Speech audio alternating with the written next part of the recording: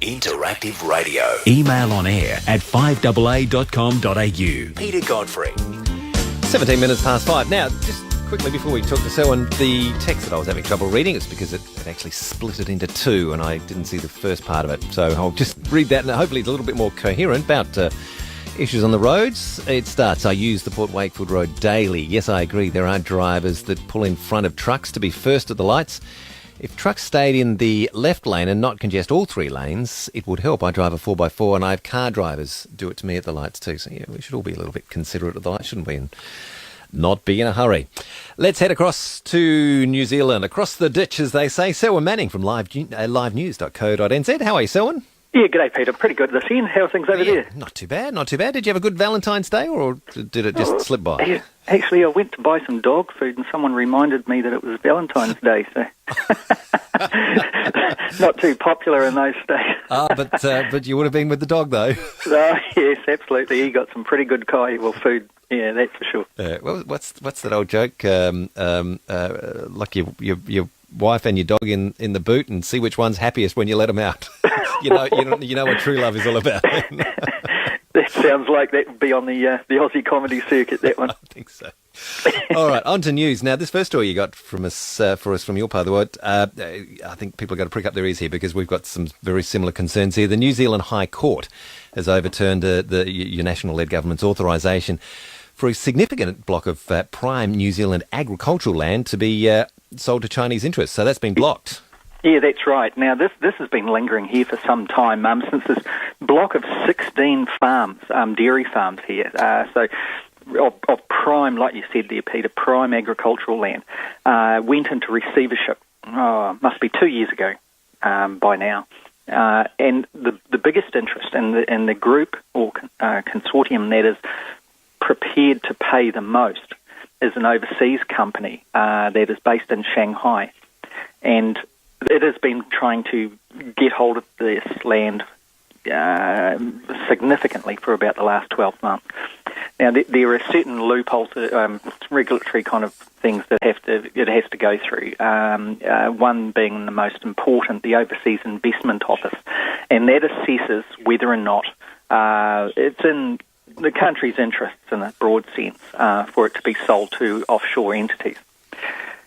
Now, so it's been crunching through this for some time. It took 9 months for it to come to a decision and funnily enough, it came in after the election, and the national-led government, 2 of its ministers, authorised the sale of this block of 16 farms to the Chinese interest late last week. Mm-hmm. What happened immediately was a consortium which is made up of New Zealand businessmen and New Zealand farmers then took this decision of the Overseas Investment Office to court. And indeed, the minister's decisions to authorise that sale. They took it to the High Court, and the High Court ruling came out yesterday, and it said, no, it is not in New Zealand's economic interests for the sale to go ahead to this company that is based in China. And it has many tests. There are many different tests, but the big test that it put through was that the relevant legislation was intended to allow overseas investment to farmland only when it was likely to be a benefit to New Zealand. And that was the test at the end of the day that the High Court judge rested his decision on and blocked the sale from going ahead. So he couldn't see that there would be a benefit to New Zealand by that sale?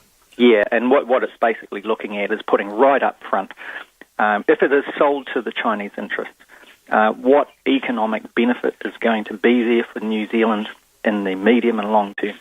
And it came back and saying, well, minimal compared to the benefit to New Zealand should an entity that knows farming, it has the expertise in farming in New Zealand, and is able to turn these farms into a profitable enterprise. Okay. So it went back to the government. The government minister, one of them, Maurice Williamson, appeared on television last night, basically saying that the High Court decision will now go back to the Overseas Investment Office. The government has instructed it to reevaluate on the criteria that the High Court judges laid down, and that will report back, he says, within days, not weeks. So the issue should be concluded by that stage. All right. Is it significant that it took till after the election before the consideration was made? Yeah, the opposition parties, particularly New Zealand First, with its leader Winston Peters, and the new Labour leader David Shearer, they both said yesterday that they felt it was significant, that there was it is such a contentious issue here in New Zealand that the National-led government would not have wanted that decision to have come out in favour of the Chinese interests prior to the election. Particularly, it's right in the heart of the Nationals' kind of core voter, if you like, this farming kind of interest. And it was also very wary of letting centrist nationalistic type of policies to spill from the national-led government, National Party to other centrist parties. The big issue here too is really it's an issue of national interest and strategy.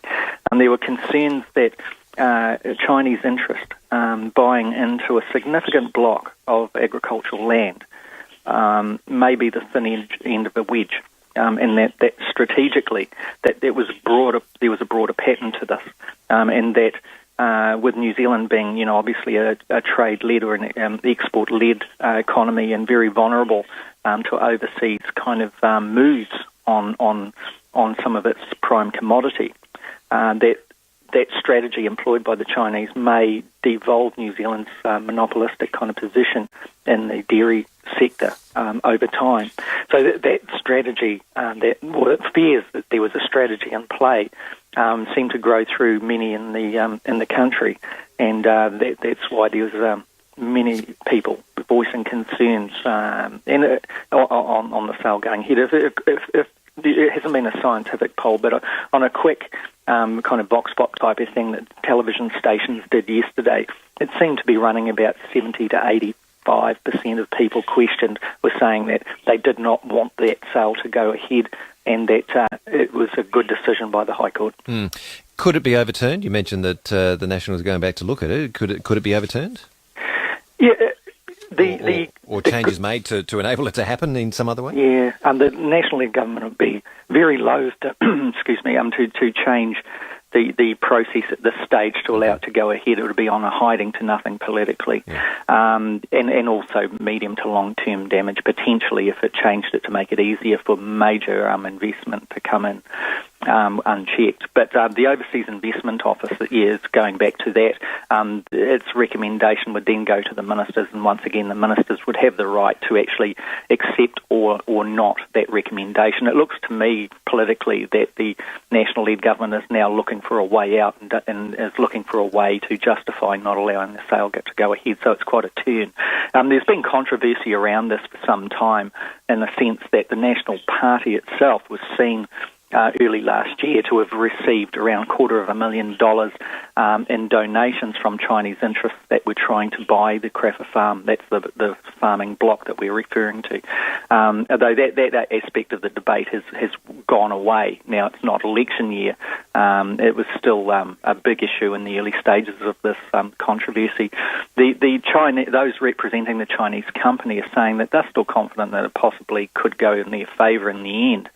They haven't given up on this idea, but it does look like the momentum has turned. With a High Court decision, it would have to go to Court of Appeal or Supreme Court to overrule the ruling at the High Court, and there is possible recourse through that avenue for the Chinese, but we'll have to wait and see on that one, I think, Peter. All right, on to your weather. You've had a bit of a wet and wild, moody summer. I saw the video of the waterspouts over Auckland Harbour. Pretty amazing. Yeah, that's right. It kind of is a little bit reminiscent of around, post-equinox period last year where we were having tornado problems over here in New Zealand. You probably will recall that. Yeah. The weather has been very, very strange. I'm sure it's been, different over in Adelaide and South Australia as well. But certainly over here in New Zealand, we've had, and particularly in the Auckland and Northland area, we've had just rain and rain and rain, cloud, and if there's going to be any sun, it's usually only for a day, and then it's back to like a week of cloud. That weather broke up a little bit, that weather pattern of cloud and rain broke up a little bit about a week ago, and since then there's been this moist, warm air patterns that are kind of hovering over the upper North Island here in New Zealand. And what's happening there, the Met Office is kind of saying that's creating conditions where the big cloud formations cause wind turbulence, and those kind of conditions can lead to waterspouts and tornadoes. Now, we saw that manifesting itself yesterday. Certainly, like you said in the intro there, Peter, there were some referring to it as a swarm of waterspouts that popped up. We know there were two significant ones on the waterfront. One was very close to the central CBD area of Auckland City, around the Sky City area, and that moved off into the harbour. Luckily, it didn't pick up a yacht on the way or anything, but kind of cut its way and then dissolved back into large cloud. Just remember, the harbour here, the Waitemata Harbour. It has led to Auckland being referred to as the city of sails because of the thousands and thousands and thousands of yachts that are out there at any time on a fine day.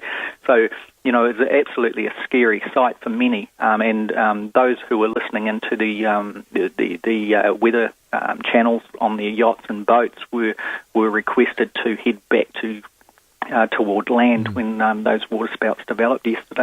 So the Met Office is saying that today there are similar conditions as to yesterday, so I guess people will be very wary, and everyone will be hoping that a repeat of what happened yesterday is not going to occur today. Indeed. Selwyn, many thanks. We will talk to you again next week.